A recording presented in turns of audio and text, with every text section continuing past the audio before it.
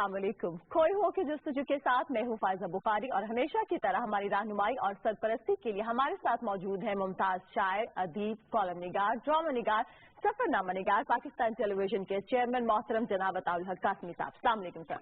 वालेकुम सलाम। आपने मेरे तारुफ में हाँ जी ये बातें इतनी दफा की है हाँ जी कि मैं खुद उस पर यकीन करने लग गया हूँ। मैंने कहा शायद आप शक में पड़ी है। अच्छा नाज़रीन, खोए हुओं की जस्तजू के सफर में हम अपनी सुनहरी रिवायात और इक़दार की खोज में आपकी मुलाकात उन शख्सियात से करवा रहे हैं जिन्होंने मुसलसल जिद्दोजहद और लगन से न सिर्फ अपने लिए काबिल रश कामयाबी हासिल की बल्कि अपने फन और हुनर से मुल्क और कौम की खिदमत भी करते रहे, मुल्क और कौम का नाम भी रोशन किया। आज हम अपने शो में आपकी मुलाकात जिस शख्सियत से करवा रहे हैं उनका ताल्लुक बैक वक्त अदब, तालीम और सहाफत से है। जी हाँ, हमारे आज के मेहमान असूल परस्ती, शराफत, वज़ादारी, दयानतदारी और हुस्न अखलाक के औसाफ से मुज़य्यन शुस्ता और नस्तालीक लहजे के शायर, उस्ताद, ड्रामा नवीस, फीचर राइटर, मारूफ कॉलम निगार और वफाकी मुशीर बराए कौमी तारीख और अदब विरसा जनाब इरफान सिद्दीकी साहब हैं। आप गुज़िश्ता 25 बरस के जायद से अरसे से नक्शे ख्याल के उन्वान से कॉलम्स लिख रहे हैं जिसे संजीदा इल्मी, अदबी, सहाफ़ती और सियासी हलकों में बहुत ज्यादा पजीराई हासिल है। आपकी इल्मी, अदबी और सहाफ़ती खदमात के एतराफ़ में हुकूमत पाकिस्तान ने आपको सबसे बड़ा सिविलियन एजाज हिलाल इम्तियाज भी दिया। आज के शो में हम जनाब इरफान सिद्दीकी साहब से उनके इल्मी, अदबी और सहाफ़ती जिद्दोजहद के हवाले से तो बात करेंगे, लेकिन उनसे पूछेंगे कि उनका बचपन कहाँ गुजरा, किन हालात में गुजरा। और हमारे साथ मौजूद है सिद्दीकी साहब। अस्सलाम वालेकुम सर। जी वालेकुम सलाम, बहुत शुक्रिया। कैसे हैं आप?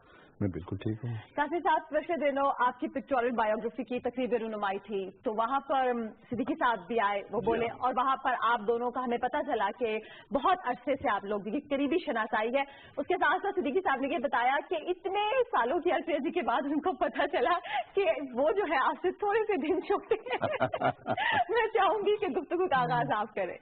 पहले तो मुझे लफ्ज शनासाई पर एतराज है। हाँ, आपको पता है कि जी वो फलां लड़के की फलां लड़की से शनासाई है, ये तो मुनासिब लफ्ज है। जी हाँ बिल्कुल, हम दोनों के लिए तो बिल्कुल ही मुनासिब। हाँ बिल्कुल नहीं है। तो हमारी इनके साथ दोस्ती है ठीक है, और कोई तकरीबन 15 बरस गुजर गए हैं। दूसरी बात आपने कही कई सालों से। हाँ जी, बरसों इसी साले से मेरी कोई दोस्ती नहीं है, बरसों से मेरी दोस्ती होती है। मैंने कहा मैं साथ साथ थोड़ा सा। जी, मेरा ख्याल है कि आज इसमें सारा प्रोग्राम मेरी करेक्शन में जाएगा। अच्छा, आप सिद्दीकी साहब के फन और शख्सियत के हवाले से पहले बात करें, फिर मेरे सवाल। पहले तो मैं इनका शुक्रिया अदा करूंगा। मैं बिल्कुल इरफान भाई का, मेरे लिए ये भाइयों जैसे हैं जी, और हम पेशा भी हैं हम जी, और पेशा के लफ्ज पे हाँ जी जी जी जी ये असल में साहिबा ने गिरफ्त नहीं की, लेकिन वो कर सकती नहीं, थी। बिल्कुल ठीक है। थैंक यू आपने मेरा साथ दिया। नहीं देखिए जी, ये बात नहीं है। बहुत सारे लोगों पर कहा जा सकता है पेशे का लफ्ज जो सहाफत में है। अच्छा, तो मैंने जब बल्कि पेशावर कहा जा सकता है, पेशावर भी, पेशा भी कह सकते हैं बिल्कुल।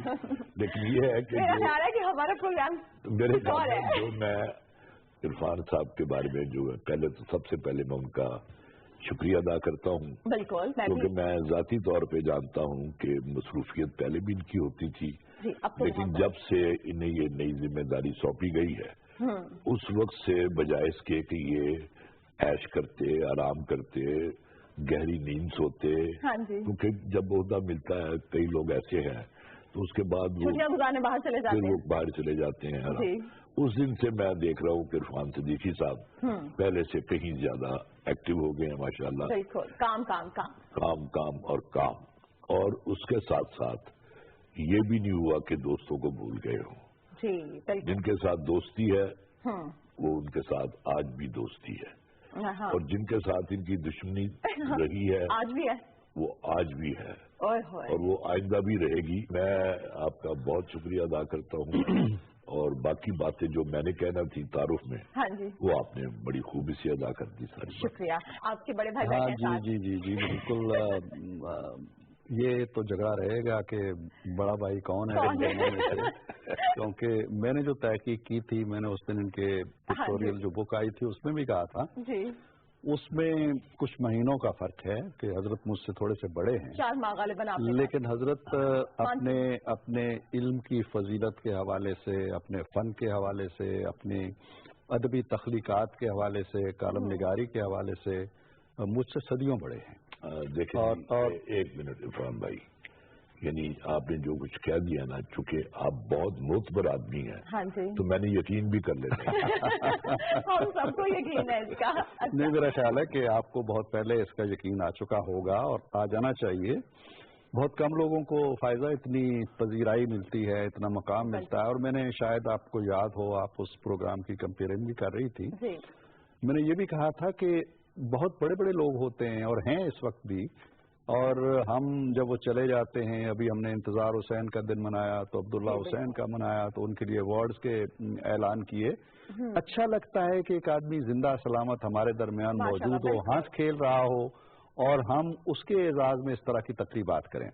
تو قاسمی صاحب کو یہ اعزاز حاصل ہے کہ نہ صرف پاکستان کے اندر بلکہ دنیا کے طول و عرض میں ان کی پذیرائی ہوتی ہے، لوگ انہیں پسند کرتے ہیں، ان سے محبت کرتے ہیں، اور میرا بھی ان سے جو رشتہ ہے وہ بڑا گہرا دوستانہ اور محبت کا رشتہ ہے۔ اور میں بڑے اختصار کے ساتھ ایک دو باتیں بتاؤں گا کہ جب میں کالم نگاری میں آیا خاص طور پہ، تو جو چند اشخاص تھے، بلکہ چند بھی نہیں کہنا چاہیے، جو گنتی کے ایک دو شخصیات تھیں، ان میں سر فہرست ہیں قاسمی صاحب، جنہوں نے میری بڑی حوصلہ افزائی کی، مجھے یہ بھی بتایا جی کہ یہ موضوعات ایسے ہیں، ان کو نہیں چھیڑنا چاہیے، رہنمائی بھی کی، اور رہنمائی سے کہیں زیادہ یہ بڑا دل گردے کا کام ہوتا ہے کہ آپ اسی میدان کے شاہسوار ہوں، بلکہ پہلوان ہوں، انسیکیور ہو جاتے ہیں، ہاں، اور وہ کہیں کہ جی، اور پھر ہم ایک اخبار میں بھی رہے، اخبار بھی آپ ساتھ ساتھ چھپتے رہے، تو لیکن انہوں نے شاید ہی کوئی دن ہو کہ مجھے فون کر کے نہ بتایا ہو کہ یار بہت اچھا لکھا ہے، کہ ان کا ایک جملہ مجھے بڑا یاد رہتا ہے۔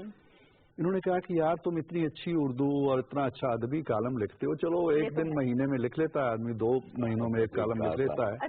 یہ جملہ قاسمی صاحب نے مجھے کہا اور میں نے پلے باندھ لیا، اور میں جب روز کالم لکھتا تھا تو میں سوچتا تھا قاسمی صاحب دیکھیں گے تو ان کے اس جملے پہ پورا اترنا چاہیے۔ جملہ ان کا یہ تھا کہ یار مہینوں میں برسوں میں کوئی 1-2 اچھے کالم اس طرح کے لکھ لیتا ہے، روز کیسے لکھتے ہو تم؟ تو یہ منع کیا تھا، میں نے کہا روز نہیں لکھتے، نظر لگ جاتی ہے۔ اچھا، لیکن ویسے واقعی ان کی اتنی اچھی اردو ہوتی تھی، اور مطلب صاف بات یہ ہے کہ میرے تو اوپر سے گزر جاتی تھی کچھ چیزیں، میں خود بہت زیادہ پڑھتی تھی۔ اچھا سر، ہم جو ہے اس پروگرام میں کیونکہ گئے دنوں کی بات کریں گے، اپنی سنہری روایات اور اقدار کی، تو آپ کے بچپن کے حوالے سے بات کریں گے۔ آپ کے والد مرحوم عبدالحق عبدی اپنے وقت کے عربی، فارسی، اردو، پنجابی کے عالم، شاعر اور خطاط تھے۔ جب آپ نے ہوش سنبھالا تو ارد گرد کا ماحول کیسا تھا؟ آپ کا بچپن کہاں گزرا اور کیسے گزرا؟ دیکھیے، بڑی عجیب سی کہانی ہے۔ جب بچپن کو کوریدتے ہیں اور پیچھے پلٹ کے دیکھتے ہیں تو کوئی ایسی چیز تو نظر نہیں آتی جو ہم کہیں، بڑے تفاخر کے ساتھ کہیں کہ جی ہم بڑے کھاتے پیتے لوگ تھے، حویلیوں میں رہتے تھے، نوکر چاکر ہوتے تھے، تو صبح گھڑ سواری کرتے تھے اور شام کو یہ ہوتا تھا۔ ایسا نہیں ہے ہماری تو۔ میں اگر اپنی بات کروں، پنڈی کا ایک گاؤں ہے یہاں سے کوئی 50 کلومیٹر دور ہے، جی ہاں، چک بیلی خان روڈ پہ چودھری نثار صاحب کے حلقے میں واقع ہے۔ اسی گاؤں میں میری پیدائش ہوئی اور میں اپنے بہن بھائیوں میں سب سے بڑا تھا۔ تو میں نے اپنے گھر کے اندر جسے کہتے ہیں نا فراغت یا آسودگی یا روپے کی اور پیسے کی ایک ریل پیل، وہ نہیں دیکھی، بلکہ تنگ دستی جسے کہنا چاہیے یا غربت جسے عام معنوں میں کہنا چاہیے وہ دیکھی، اور اسی ماحول کے اندر، اسی فضا کے اندر ہم ڈھل گئے، رچ بس گئے، اور بڑا شعور، یہ جو غریبوں کے بچے ہوتے ہیں نا، انہیں بہت جلد احساس ہو جاتا ہے، ان کا شعور بڑا پختہ ہو جاتا ہے کہ ہماری ماں یہ کام نہیں کر سکتی، میرے لیے یہ کھلونا نہیں لا سکتی، ہمارے والد صاحب یہ نہیں کر سکتے، یہ نہیں کر سکتے، تو وہ بچپن سے چھلانگ لگا کے چلے جاتے ہیں ادھیڑ پن میں، بیچ میں جوانیاں آتی نہیں ہیں۔ تو بس ایسے ہی ہماری زندگی تھی۔ ہمارے والد صاحب اور ہماری والدہ دونوں رسمی تعلیم زیادہ نہیں تھی، لیکن میں نے دیکھا ہے کہ وہ علم سے بے انتہا رغبت رکھتے تھے دونوں۔ والد صاحب فارسی کے بڑے اچھے شاعر تھے، اردو کے بڑے اچھے شاعر تھے، پنجابی کے بڑے اچھے شاعر تھے، عربی میں انہیں بڑی دسترس حاصل تھی، خطاطی انہوں نے سیکھی، اپنے اس دور کے عظیم ترین خطاط تھے، بلکہ انہیں خط نستعلیق کا موجد کہا جاتا ہے۔ قاسمی صاحب یقیناً ان کے نام سے واقف ہوں گے، عبد المجید پرویں رقم۔ اور ان کا خاصہ یہ تھا کہ علامہ کی جو تصانیف تھی، علامہ کے دور میں تھے وہ، اور بڑی جوان عمری میں غالباً 45 سال کی عمر میں ان کا انتقال ہو گیا پرویں رقم کا۔ تو اتنی توجہ کے ساتھ وہ کتابیں لکھی جاتی تھی اور علامہ کو اتنی ان سے محبت تھی کہ میرے والد سنایا کرتے ہیں کہ ہمیں وہ لکھ کے دیتے تھے جب کاپیاں پرانے زمانے میں پیلے رنگ پہ لکھی جاتی تھی اور ہم فولڈ کر کے علامہ کو دینے جاتے تھے، وہ غلطیاں نکالتے تھے. اچھا. تو ایک دفعہ پروین رقم صاحب نے کہا علامہ صاحب سے کہ علامہ صاحب اب میری نظر تھوڑی سی کمزور ہو گئی، کام نہیں کرتی، تو میں شاید اب آپ کی کتابوں کی کتابت نہ کر سکوں. تو میرے والد بتاتے ہیں کہ علامہ صاحب نے یہ جملہ بڑے تحمل سے سنا اور کوئی تعجب کا اظہار بھی نہیں کیا. اور صوفی صاحب، انہیں صوفی پروین رقم کہتے تھے، صوفی صاحب جو تھے وہ حیران ہوئے کہ میری اس بات پہ انہوں نے کوئی وہ نہیں کہا جی کہ نہیں یہ، تو انہوں نے کہا جی کہ میں یہ عرض کر رہا تھا. انہوں نے کہا جی صوفی صاحب میں نے سن لیا ہے، کوئی بڑا مسئلہ نہیں ہے، آپ میری خطاطی چھوڑ دیں، میں شاعری چھوڑ دوں گا. تو یہ معیار تھا. تو میرے والد خطاطی کرتے رہے. ایک قرآن مجید مجھے یاد ہے، میں چھوٹا سا تھا تو انہوں نے پورا قرآن مجید ایک لکھا. کچھ کتابیں بھی لکھی انہوں نے جو چھپی، کچھ ہمارے پاس ہیں کچھ نہیں ہیں. تو ایک علمی ماحول ضرور تھا ان کے ہاں، اچھا خاصا کتب خانہ تھا. میری والدہ بہت پڑھا کرتی تھی، شاعری سے بھی دلچسپی تھی، ادب سے بھی. لیکن وہ جو غربت کا ماحول تھا اس میں خاص چیز میں آپ کو یہ بتانا چاہتا ہوں، گاؤں میں رہتے تھے، ہمارے ارد گرد لڑائیاں، گالی گلوچ، یہ ماحول تھا ہمارا. لیکن اس کے باوجود میں نے اپنے والد کو کبھی تو کر کے اپنی والدہ کو، یعنی میری والدہ کو بلاتے نہیں دیکھا. بڑی بات ہے. وہ ہمیشہ اس گاؤں کے ماحول میں بھی آپ کہہ کے بات کرتے تھے کہ تسی یہ کام کرنا ہے، تسی یہ کیتا ہے، تسی. بڑی بات ہے. تو یہ ایک اچھا ہمارا گھر کا ماحول بڑا اچھا تھا. غربت تھی لیکن اس غربت نے ہمارے راستوں میں رکاوٹیں بھی ڈالی. جیسے کہ میں نے وہاں سے مڈل کیا، میٹرک کے لیے ہم شہر آ گئے، میٹرک کیا، لیکن میٹرک کے بعد ان کے پاس نہیں تھے پیسے. انہوں نے کہا جی کہ آپ جاؤ کمائی کرو اور خود ہی پیسے کماؤ اور پڑھنے کا شوق رکھو. لیکن آگے آپ نے پرائیویٹ، میری ساری پھر ایجوکیشن جو ہے وہ پرائیویٹ ہوتی گئی. اس دوران شاید آپ ٹیوشن بھی پڑھاتے؟ میں ٹیوشن ایک نہیں جی، میں نے گھر پڑھائی ہوں گی اور سائیکل پہ جاتے تھے. بڑی محنت اور مشقت کا سفر تھا. بہت زیادہ. آج نا ویسے عرفان صاحب نے جو بھی گفتگو کی نا جی، اس سے میری ایک گتھی جو تھی میرے ذہن میں وہ سلجھ گئی. وہ کیا؟ وہ میں یہ سوچا کرتا تھا کہ گاؤں کے یہ رہنے والے ہیں جی، تو یہ اتنی عمدہ نثر کیسے لکھتے ہیں. اچھا، شاعری بڑی اعلیٰ کرتے ہیں جو لوگوں کو نہیں پتا ان کے اس پہلو کا. اور خطاطی کی بھی بات کی انہوں نے اپنے والد محترم کی. ادھر سے ان کی لکھائی اپنی بڑی خوبصورت ہے. یہ ساری چیزیں جو ہیں یہ ورثے میں سب چیزیں مکسچر. تو یہ چیزیں واقعی قاسمی صاحب نے درست تجزیہ کیا ہے. یہ ایک ملی ورثے میں اور محنت اور مشقت بھی ملی. میں اپنی والدہ کو یاد کرتا ہوں، دیکھتا ہوں کہ وہ کس طرح صبح فجر کی نماز کے وقت اٹھنا، چکی پیسنا اور گھر کی صفائیاں ستھرائیاں کرنا، پھر ہمارے لیے ہانڈی روٹی کرنا، پھر کپڑے دھونا، پھر پوچھا لگانا، پھر مطلب سارے کام جو تھے نوکر کا تصور ہی نہیں تھا نا. تصور ہی ہوں گی تھکتی لیکن چارہ کوئی گائے وائے رکھی ہوئی تھی. اچھا، میرے والد صاحب کو گائے کا تو نہیں لیکن گھوڑوں کا شوق تھا. وہ گھوڑا ایک آدھ ضرور رکھ لیتے تھے اور اس غربت کے ماحول میں بھی سواری واری کے لیے جایا کرتے. گائے نہیں رکھی؟ نہیں. گائے اور بکری، یہ گائے کا خیال کیسے آ گیا؟ آپ پہلے آپ جواب دیں. پہلے میں بھینس کہہ دیتا، بکری کہہ دیتے تو پھر تو بات تھی. اچھا، عرفان صدیقی صاحب یہ بتائیں کہ آپ گھر میں، آپ نے بتایا کہ سب سے بڑے تھے بہن بھائیوں میں، تو آپ روب جماتے تھے اپنے بھائی بہنوں پہ؟ چھوٹے بھائی میں نے آپ کو کہا نا کہ ایسے گھروں میں جہاں پہ مسائل ہوتے ہیں، غربت ہوتی ہے، کھانے پینے کے ایشوز ہوتے ہیں، تعلیم کے ایشوز ہوتے ہیں، کپڑوں کے ایشوز ہوتے ہیں، عید بقرعید پہ کیا پہننا ہے، یہ ایشوز ہوتے ہیں، وہاں شاید لڑائیاں جھگڑے بھی نہیں ہوتے. وہ ایک صابر شاکر سی زندگی ہوتی ہے جس میں سارے ہی ڈال جاتے ہیں. چھوٹی موٹی ہوتی رہتی ہے لیکن مجھے نہیں یاد کہ چونکہ ہمارے گھر کے اندر ایسا ماحول نہیں تھا کہ بھائیوں سے، ہماری ایک بہن ہے، ہم 4 بھائی ہیں، تو کوئی اس طرح کا کوئی مجھے یاد نہیں پڑتا ہے. آپ ڈالتے ہیں روب؟ اب جو ماشاءاللہ اتنے روب باقی بھائی بھی ان کے، یعنی شاہد صدیقی جو ہیں وہ اوپن یونیورسٹی کے وائس چانسلر ماشاءاللہ. لیکن پھر اچھا، روب ڈالنے کا جو آپ بات کہہ رہی ہیں نا، یہ شاید اسی بچپن کی وجہ سے ہو جو ایک مفلوق الحال بچپن تھا ہمارا.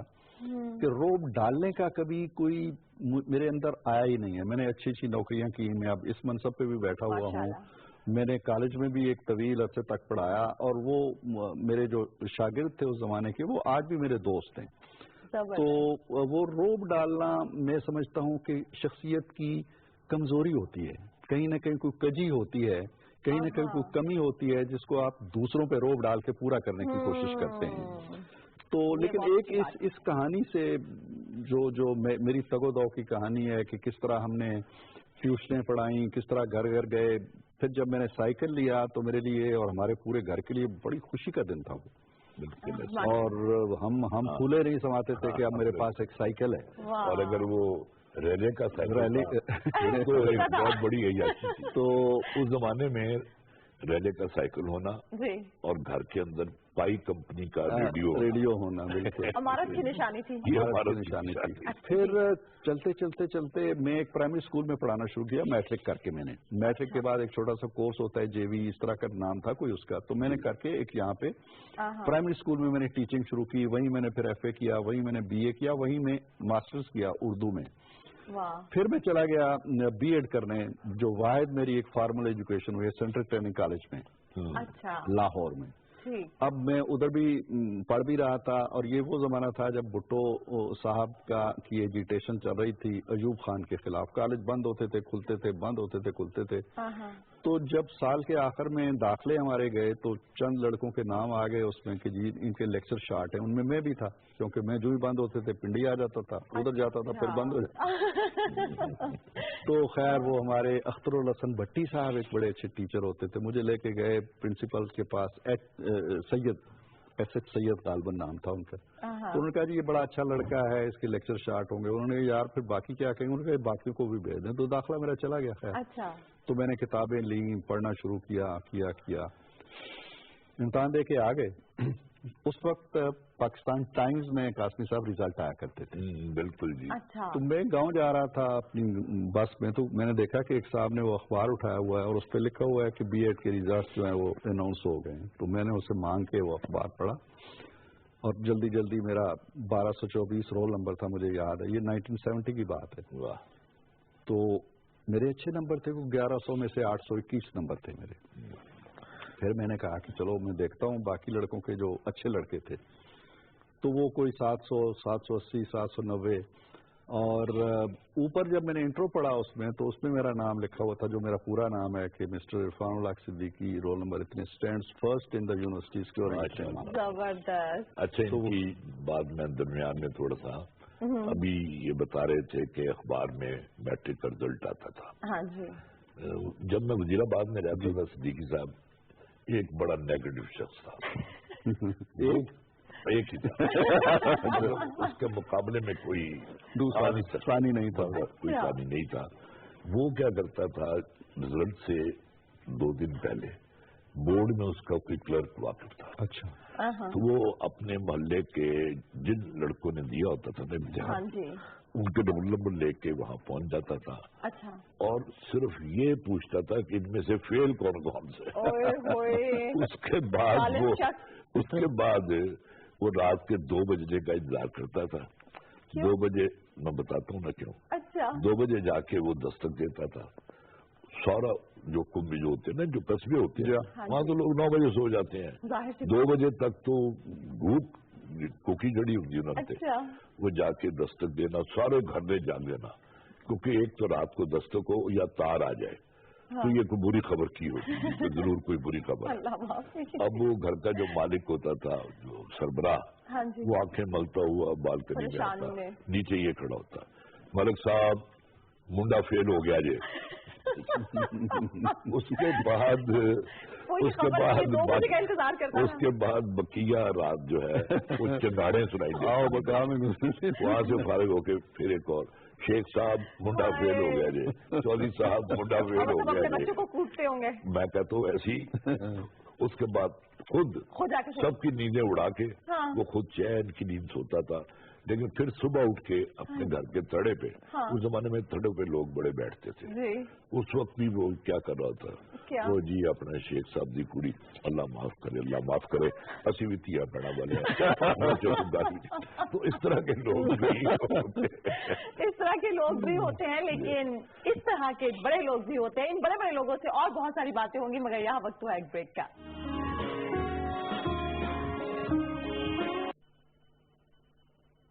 इस ममलकत पाकिस्तान में आपका ताल्लुक किसी भी मजहब, जात या अकीदे से हो, ममलकत का इससे कोई सरोकार नहीं। पाकिस्तान की वादत और इस्तेकाम के लिए हमें सिर्फ पाकिस्तानी बनकर सोचना होगा। दुनिया के सब मज़ाहिब इंसानों का एहतराम सिखाते हैं। पाकिस्तान किसी मजहब की मुखालफत के लिए वजूद में नहीं आया, बल्कि ये मजहबी तसादुम को रोकने के लिए कायम हुआ था। आयत ने था जो फरमाया, वही अज़्म फिर हमने दोहराया। बतौर कौम भी हमारी खुशियां और दुख साझे हैं। हमारा काम लोगों की जन्नत और दोज़ख का फैसला करना नहीं है, सबके लिए इस दुनिया को जन्नत बनाना है। दौरे हाजिर में दहशत गर्दी के खिलाफ दुनिया का सबसे बड़ा मार्का लड़ा, अल्लाह ने मदद की और दहशत गर्दों के मराकज़ बर्बाद हो गए। बढ़ता पाकिस्तान, हम सबका पाकिस्तान। सारी दुनिया इसका एतराफ कर रही है अल्हम्दुलिल्लाह कि एशिया में सबसे तापनाक मुस्तकबिल पाकिस्तान का है। मेरी ख्वाहिश और कोशिश है कि ये इम्कानात पाकिस्तान के तमाम इलाकों और तमाम शहरियों तक फैला दिए जाएं।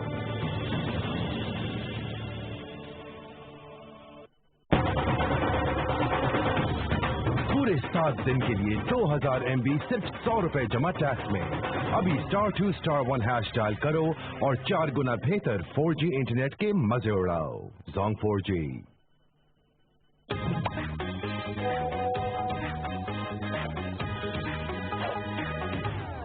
Zong and WhatsApp bring you WhatsApp messaging, voice and video calls for only ₹15 plus tax a day. Just dial *4# now to enjoy WhatsApp on Pakistan's #1 data network. A new way, a new dream. Zong 4G. इस ममलकत पाकिस्तान में आपका ताल्लुक किसी भी मजहब, जात या अकीदे से हो, ममलकत का इससे कोई सरोकार नहीं। पाकिस्तान की वादत और इस्तेकाम के लिए हमें सिर्फ पाकिस्तानी बनकर सोचना होगा।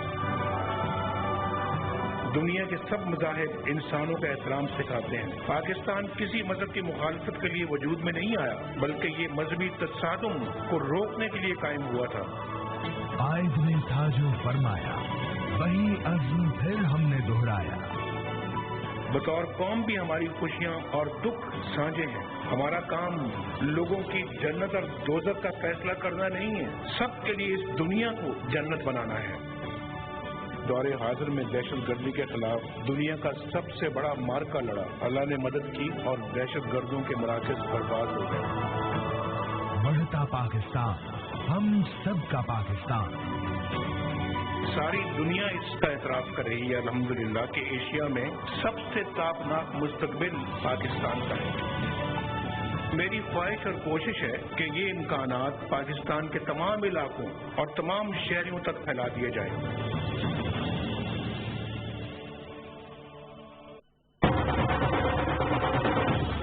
पूरे 7 दिन के लिए 2000 MB सिर्फ 100 रुपए जमा टैक्स में। अभी *2*1# डायल करो और 4 गुना बेहतर 4G इंटरनेट के मजे उड़ाओ। Zong 4G। हुक्मरान से अल्लाह ताला ये नहीं पूछेंगे कि तुमने किसी खास मजहब के पैरोकारों के लिए क्या किया। मुझ जैसे बंदे से ये पूछा जाएगा कि तुमने मखलूक खुदा के लिए क्या किया है। पाकिस्तान किसी मजहब की मुखालफत के लिए वजूद में नहीं आया, बल्कि ये मजहबी तसादुम को रोकने के लिए कायम हुआ था। हमारा काम लोगों की जन्नत और दोज़ख का फैसला करना नहीं है, सबके लिए इस दुनिया को जन्नत बनाना है। अमन हर पाकिस्तानी की अव्वलीन जरूरत है कि अवाम के जानो माल की हिफाजत रियासत की पहली जिम्मेदारी है। हमने दौरे हाजिर में दहशत गर्दी के खिलाफ दुनिया का सबसे बड़ा मार्का लड़ा, अल्लाह ने मदद की और दहशत गर्दों के मराकज़ बर्बाद हो गए। दुनिया इसका एतराफ़ कर रही है अल्हम्दुलिल्लाह कि एशिया में सबसे ताबनाक मुस्तकबिल पाकिस्तान का है,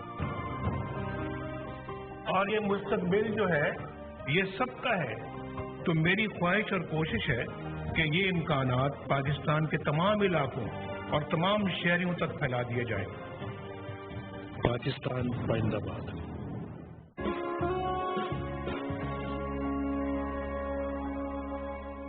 खोए हुओं की जस्तजू में एक बार फिर से खुशामदीद अताउल्लाह कासमी साहब, इरफान सिद्दीकी साहब यहाँ पर मौजूद हैं और बहुत अच्छी मजे की तो बातें बाद में भी होंगी, लेकिन सबक आमूज बातें हो रही थी। अच्छा इरफान साहब, आप ये बताइएगा कि आपने कहा कि मैट्रिक के बाद ही आपने ट्यूशन पढ़ाना शुरू कर दिया और बाकी जितनी भी तालीम थी वो आपने प्राइवेट हासिल की।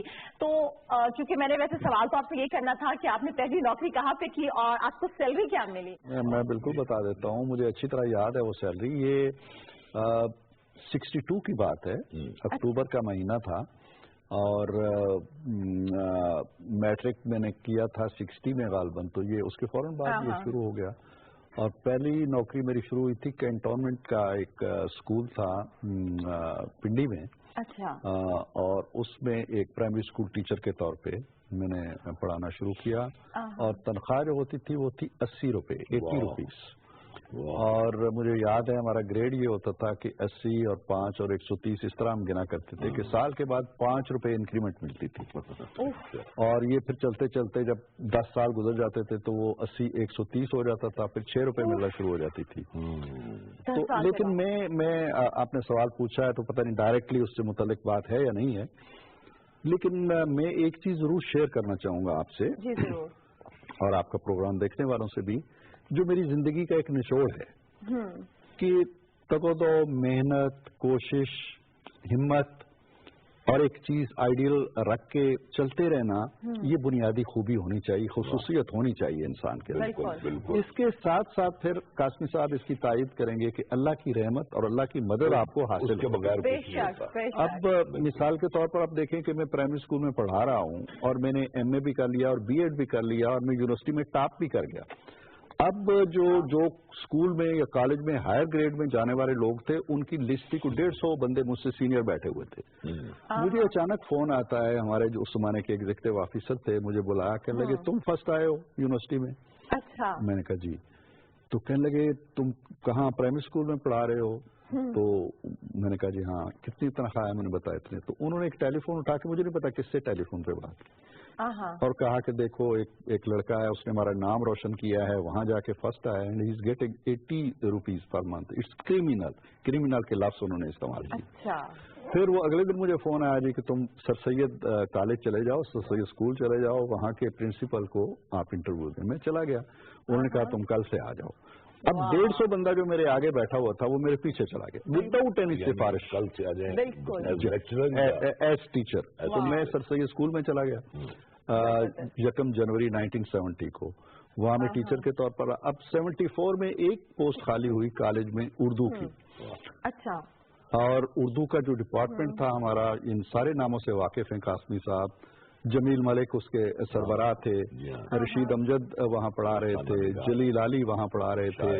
अच्छा। और एक पोस्ट मुझसे, अब जितने बंदे स्कूल में थे उर्दू के MA, वो सब मुझसे सीनियर थे। मैं तो अभी जो 8 दिन भी नहीं हुए थे। तो वो प्रिंसिपल के पास गए जी हमारा आके। प्रिंसिपल ने तंग आके कहा कि मैं एडवर्टाइज कर रहा हूँ। एडवर्टाइज हो गई। अच्छा। 40 बंदे आ गए इंटरव्यू देने के लिए। मैंने भी अप्लाई किया, इंटरव्यू किया। और मैं इंटरव्यू देके, मुझे याद है अच्छी तरह कि मेरे पास सूट नहीं था। मैंने अपने एक कोलीग से मांगा और वो सूट पहन के मैं चला गया। और मैं इंटरव्यू देके आ गया। तो अगले दिन सुबह मुझे प्रिंसिपल ने बुलाया तो कहने लगे कि congratulation, you have been selected. कोई सिफारिश नहीं। अच्छा, अब देखें ना, यही जो हमारे प्रोग्राम का मकसद है जी। इन्होंने 2 मिसालों से उसको वाज़ेह कर दी। बिल्कुल। एक तो खुद ख्याल आना बंदे का, बिल्कुल, कि जब इतना एजुकेटेड आदमी है तो ये यहाँ क्यों बैठा हुआ। हाँ। आज खुद कर देना। उन्होंने खुद ही रेफर किया आगे, मतलब कि ये डिजर्व करते थे। और लेकिन देखिए ना कासिम साहब, फिर ये फजूल बातें बनी हुई है कि जी सिफारिश ठीक है, कुछ बहुत हद तक है, होता होगा, लेकिन मैंने आप लोगों के एक्सपीरियंसेस में तो सिफारिश किसी की भी नहीं थी, अल्लाह ताला की कैरियर में भी कोई आप लोगों की मेहनत और अल्लाह ताला की मदद। मैं यही समझता हूँ कि मेहनत भी है, अल्लाह ताला की जो कहते हैं जी कि खुद साज होता है आदमी, जो अपने आप को बनाता है, सेल्फ मेड का तर्जुमा करते हैं, तो वो खुदा साज भी होता है। अल्लाह ताला भी उसके साथ साथ होता है, लेकिन खुदा साजी उसी को मिलती है जो खुद साजी का अज़्म रखता है, इरादा रखता है, तगो करता है।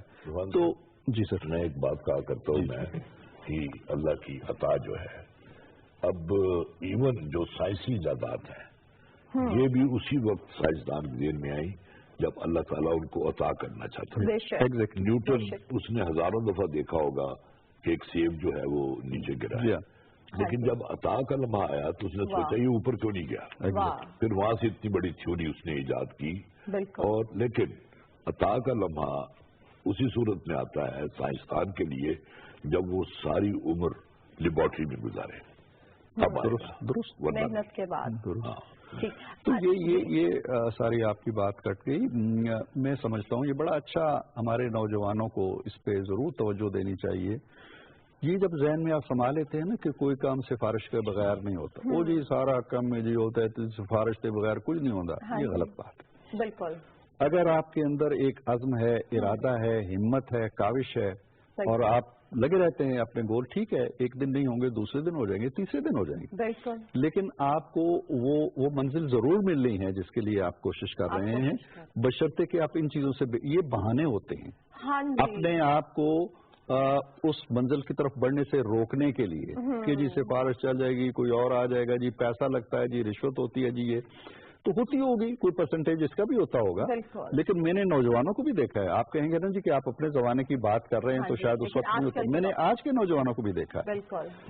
मेरे पास एक सिफारिश आई कासमी साहब, मैं इस इदारे में जाऊँ कि जी फलां बच्ची बड़ी गरीब है तो एक पोस्ट आई है, असिस्टेंट डायरेक्टर की आई है, ये वो, तो मैं रख लेता हूँ, जैसे आपके पास आते तो मैं रख लिया, चुप करके बैठ गया। अच्छा। तो कुछ दिनों बाद वो डायरेक्टर मेरे आए जो ये काम सारा कर रहे थे, तो मैंने कहा हो गया, टेस्ट हो गए, NTS हो गए, सिलेक्शन हो गई, इंटरव्यू हो गए, कहने के जी हो गए। मैंने कहा यार वो एक बच्ची का मेरे पास पड़ा हुआ था, तो जरा चेक कर लो वो कहाँ पे है, मेरिट पे कहाँ है। तो कहने का जी वो तो मेरिट पे नंबर 1 पे आई है, विदाउट एनी सिफारिश, इंतहाई गरीब बच्ची।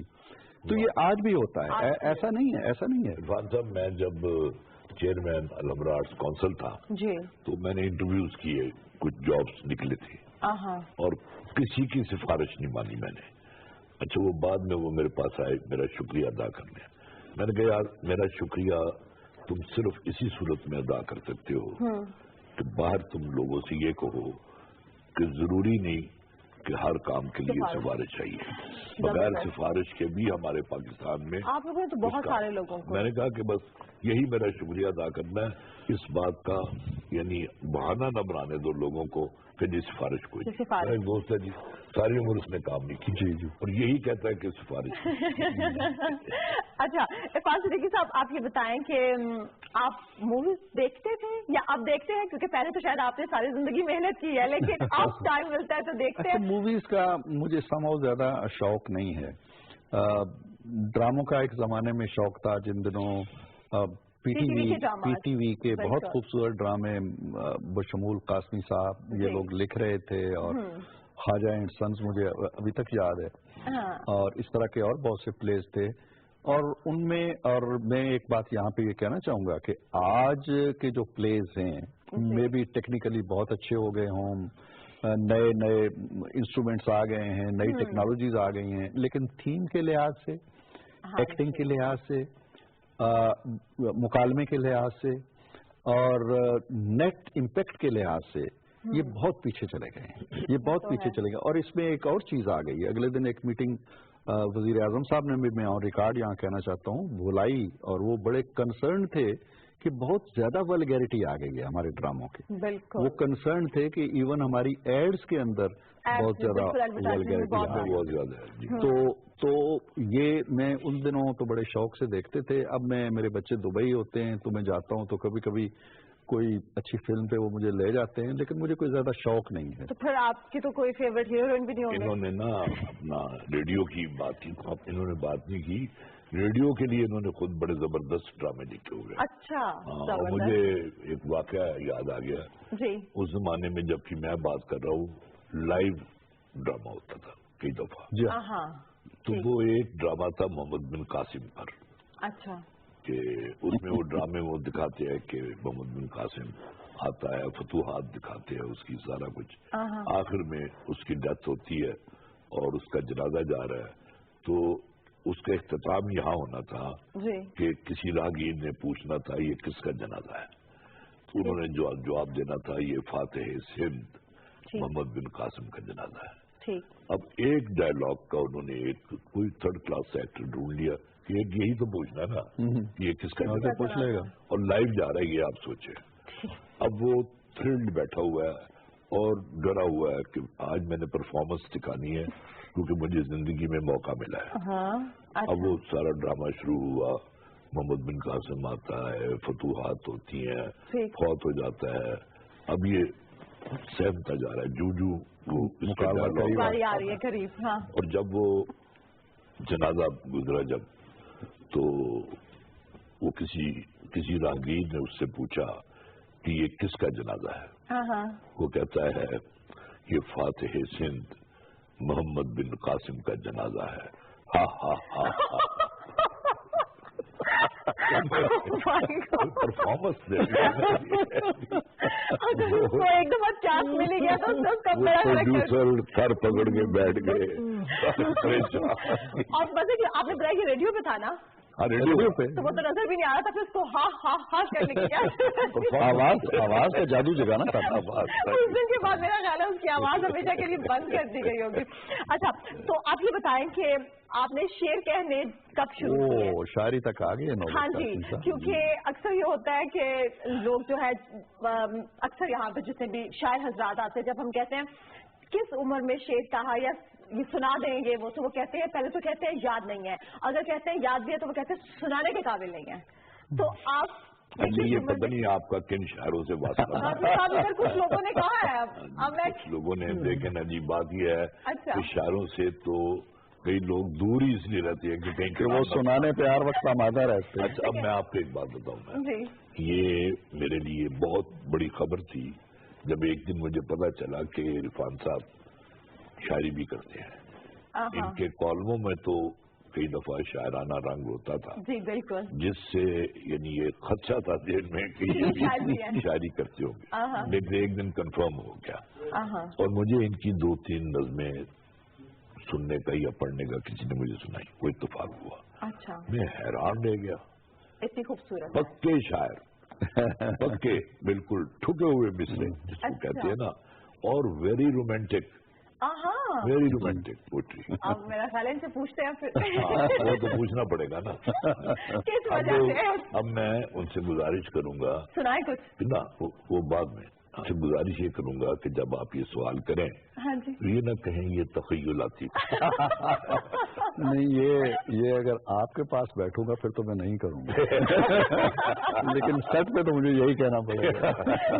अच्छा, लेकिन सर वैसे बताएं कैसे ख्याल आया और कब शेर कहना? देखिए, शेर जो शायरी होती है ना, एक अरबी का कौल है कि अश्शौरा व तलामीज़ुर रहमान के शायर जो होते हैं ना, ये अल्लाह के शागिर्द होते हैं। और ये कासमी साहब इसकी तौसीक करेंगे, खुद बहुत चुके उम्दा शायर हैं, कि आप जिंदगी में हर चीज सीख सकते हैं, शायरी नहीं सीख सकते। अच्छा। इसलिए कहते हैं कि ये एक कल है, एक पुर्जा है जो इस मशीन के अंदर फिट है, इसके अंदर नहीं है और इसके अंदर नहीं, इनबिल्ट है। और अगर नहीं है तो आप 1000 साल भी कासमी साहब की शागिर्दी करते रहो, आप शायर नहीं बनोगे। तो कहने का मतलब ये है कि ये कब शुरू की, ये जब होती है ना, एक कीड़ा आपके अंदर कुलबुला रहा है ना, तो आप कहीं ना कहीं कुछ ना कुछ करते रहते हैं। लेकिन इसके लिए जरूरी क्या होता है? इसके लिए जरूरी ये होता है कि गम हाय रोजगार से आप थोड़ा सा बचें।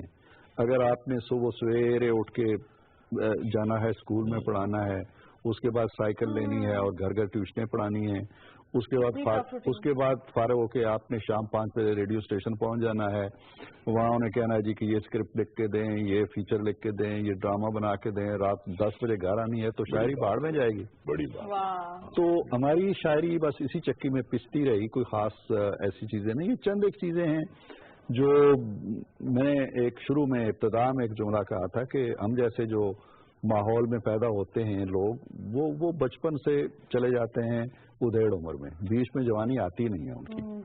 तो हमारे यहाँ भी जवानी इसी चक्की में पिसते पिसते गुजर गई है। और ये जो शायरी है ये अनजाने अनदेखे में ज्यादा मेरे शायरी जो है वो कॉलेज के जमाने की है, जब मैं कॉलेज में पढ़ाता था। पढ़ना तो मुझे नसीब नहीं हुआ। को एजुकेशन थी? नहीं थी यार, को एजुकेशन कहाँ थी। और कासमी साहब ये समझते हैं कि शायरी के लिए को एजुकेशन जरूरी है, क्योंकि इनका अपना तजुर्बा यही है। इरफान साहब जी सर, मेरी जो को एजुकेशन थी ना वो जाके ओरिएंटल कॉलेज में हुई थी। तो बस हो गई। और हमारे एक उस्ताद थे वहाँ पे, उनको बड़ा शौक था अपनी उम्र कम जाहिर करने का, और रिटायरमेंट के करीब थे। तो अब लड़कियां हमारी क्लास में 70-80 लड़कियां थी और हम 15-20 लड़के थे। अब वो अपनी उम्र कम जाहिर करने के लिए ना कहते थे, हम कोई शरारत करते थे, शर्म करो, हया करो, यहाँ मेरी बहनें बैठी हुई हैं। अच्छा। एक दिन इसी तरह उन्होंने फिर कहा, शर्म करो, हया करो, यहाँ मेरी बहनें बैठी हुई हैं। मैं पिछों आवाज देती, मैं जी साड़ियां ने फिर फुफियां लगी। तो ये पूछना था जी सर, आखिरी नज़म जो है आपने, लेटेस्ट नहीं, आखिरी से मेरी मुराद है, कितना अर्सा हुआ? मेरा ख्याल है कोई 4-5 साल हो गए होंगे। अच्छा, ये नारा ज्यादा है। ज्यादा बहुत ज्यादा है, 4-5 साल ज्यादा। नज्म ऐसा नहीं है, गजलें एक तो हैं जो शायद इसके बाद मैंने कही होंगी। अच्छा, लेकिन नज्म जो है नज्में पुरानी हैं ज्यादातर, क्योंकि आपकी नज्में भी हैं और गजलें भी हैं। जी हाँ, दोनों असनाफ में आप। जी हाँ, मेरा ख्याल है कि अभी तो बस वो ऐसे ही रहा कि मैंने शायरी को, ये जो एक बुक नजर आती है ना आपको, ये मैं आपको भी और आपके कैमरे को भी दिखाऊं, इसका नाम है मोहब्बत की नज़्म। ये छपी हुई है, कोई बहुत पुरानी 1907 की मेरा ख्याल है, या कुछ इस तरह की है। और ये वो नज़में हैं जो मुझे याद नहीं थी, ना मेरे रिकॉर्ड में थी। अच्छा। आप हैरान होंगी कि ये सारी शायरी जो है ये मेरे स्टूडेंट्स को जुबानी याद थी। मैंने फिर आपके जिस स्टूडेंट थे, जी हाँ, आपने सुनी होगी। और उनमें से एक स्टूडेंट जिसका मेन कंट्रीब्यूशन है इसके अंदर, जिसको अब भी मेरी पूरी पोइट्री याद है, बड़ी बात, वो फवाद हसन है। ओह माय गॉड, जो पीएम के सेक्रेटरी हैं। जी, मैंने इसमें जिक्र भी किया हुआ है। ये सारे की सारी उनकी काविश है। तो ये उस वक्त छपी। उसके बाद अब मैं कासमी साहब को जो मेरे पास चीजें पड़ी हैं, इंशाल्लाह मैं किसी दिन दूंगा कि इसमें कुछ तो कलमज़द कर दें जो इनको काबिल कबूल हैं, क्योंकि हमारे लिए जो कहना चाहिए, क्या नाम है, कोई एजुकेशन है, जो भी है, या फुफिया है, वो यही है। मेरी किसी पुरानी लफ्ज़ का बदला ना लो। आप लोग, मैं ब्रेक ले लेती हूँ, आप लोग ब्रेक में अपने बदले ले लें, ठीक है? यहाँ पे वक्त हुआ ब्रेक का, हम यूं गए और यूं आए। ममलकत पाकिस्तान, इस ममलकत पाकिस्तान में आपका ताल्लुक किसी भी मजहब, जात या अकीदे से हो, ममलकत का इससे कोई सरोकार नहीं। पाकिस्तान की वादत और इस्तेकाम के लिए हमें सिर्फ पाकिस्तानी बनकर सोचना होगा। दुनिया के सब मज़ाहिब इंसानों का एहतराम सिखाते हैं। पाकिस्तान किसी मजहब की मुखालफत के लिए वजूद में नहीं आया, बल्कि ये मजहबी तसादुम को रोकने के लिए कायम हुआ था। आयद ने था जो फरमाया, वही अज़्म फिर हमने दोहराया। बतौर कौम भी हमारी खुशियां और दुख साझे हैं। हमारा काम लोगों की जन्नत और दोज़ख का फैसला करना नहीं है, सबके लिए इस दुनिया को जन्नत बनाना है। दौरे हाजिर में दहशत गर्दी के खिलाफ दुनिया का सबसे बड़ा मार्का लड़ा, अल्लाह ने मदद की और दहशत गर्दों के मराकज़ बर्बाद हो गए। बढ़ता पाकिस्तान, हम सबका पाकिस्तान। सारी दुनिया इसका एतराफ कर रही है अल्हम्दुलिल्लाह कि एशिया में सबसे तापनाक मुस्तकबिल पाकिस्तान का है। मेरी ख्वाहिश और कोशिश है कि ये इम्कानात पाकिस्तान के तमाम इलाकों और तमाम शहरियों तक फैला दिए जाएं।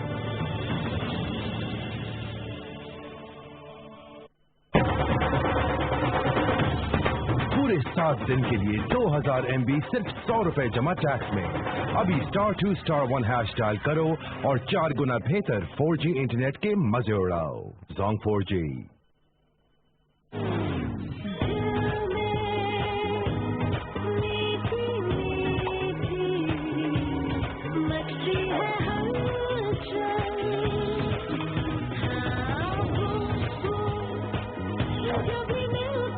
Now your Q Mobile 4G enabled smartphone comes enabled with a Zong 4G SIM.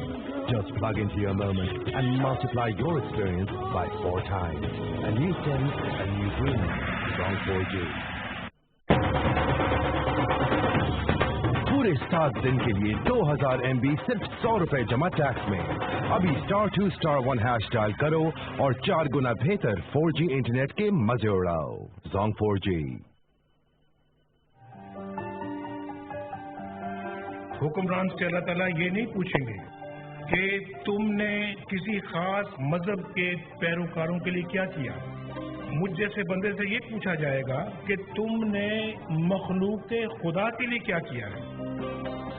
Pakistan किसी मजहब की मुखालफत के लिए वजूद में नहीं आया, बल्कि ये मजहबी तसादुम को रोकने के लिए कायम हुआ था।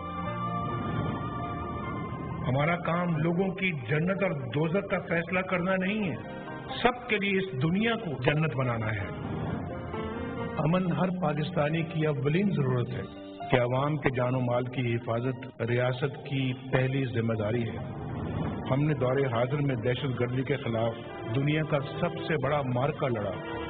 अल्लाह ने मदद की और दहशत गर्दों के मराकज़ बर्बाद हो गए। दुनिया इसका एतराफ़ कर रही है अल्हम्दुलिल्लाह कि एशिया में सबसे ताबनाक मुस्तकबिल पाकिस्तान का है, और ये मुस्तकबिल जो है ये सबका है। तो मेरी ख्वाहिश और कोशिश है कि ये इम्कानात पाकिस्तान के तमाम इलाकों और तमाम शहरियों तक फैला दिए जाए। पाकिस्तान जिंदाबाद।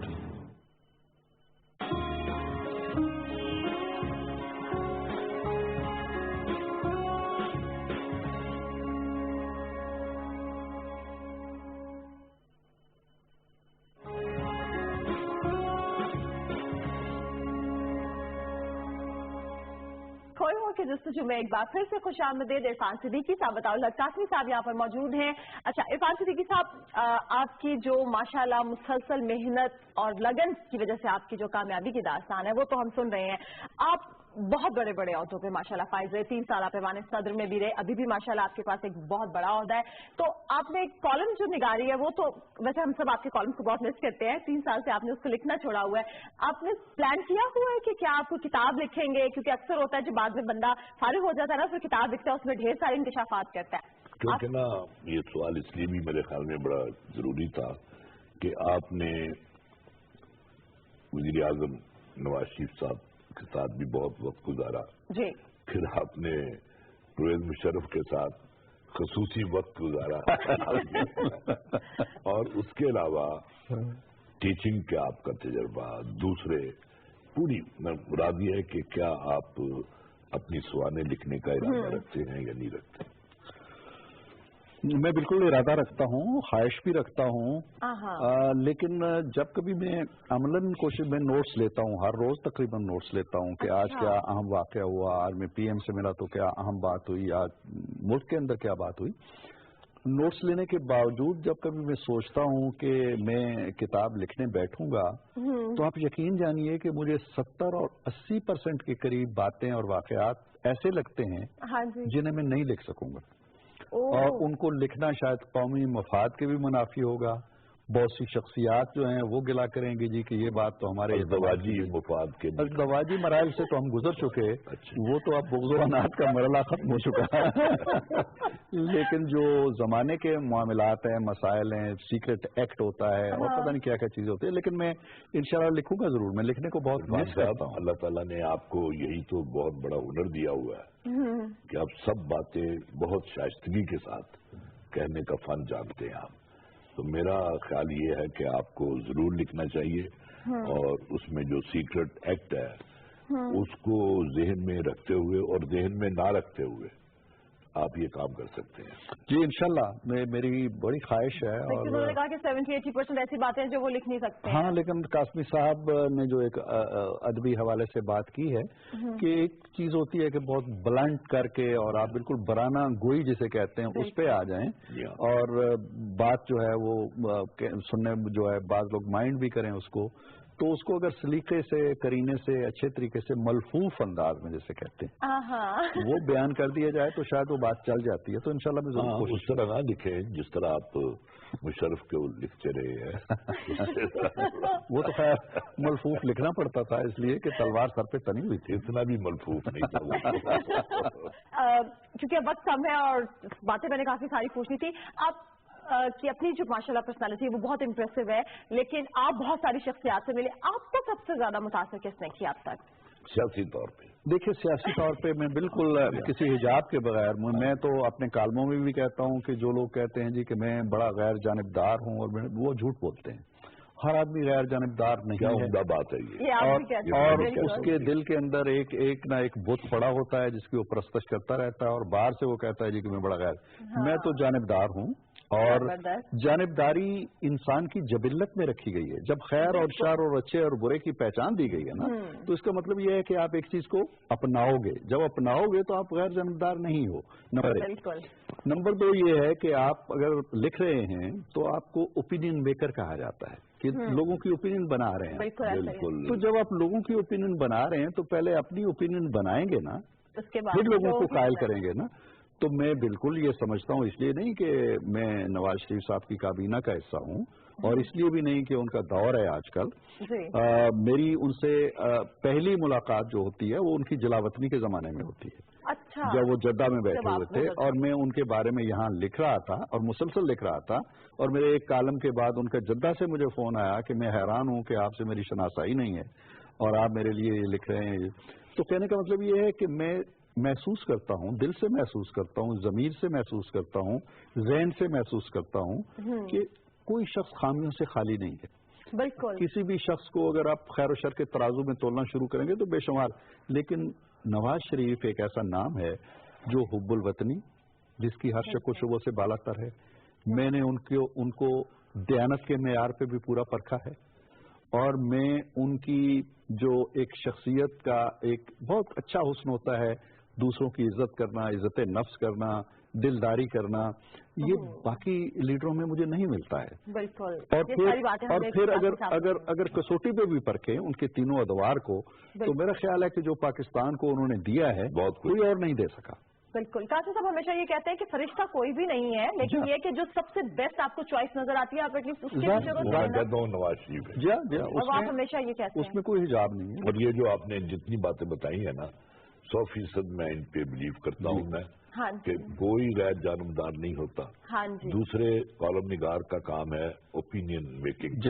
बिल्कुल। अगर वो अपनी ओपिनियन नहीं जाहिर करेगा तो दूसरे लोगों की ओपिनियन वो कैसे बनाएगा। और ये जो देखे जो लोग बहुत सारे हमारे चैनल्स पे आप देखते हैं जो मुसलसल हजम गोई करते हैं, तो जब आप क्या वो जानबदार नहीं है? वो हाँ जी, मुकम्मल तौर पे जानबदार। जिनको आप कहते हैं दिहाड़ी बाज कॉलमनिस्ट, वो जो लिखते रहते हैं एक बंदे के हक में और दूसरे बंदे को इस तरह से कहते रहते हैं। अच्छा खैर, आप ये बताएं कि बहुत संजीदा किस्म की बातें हो गई, खाने में आपको क्या पसंद है?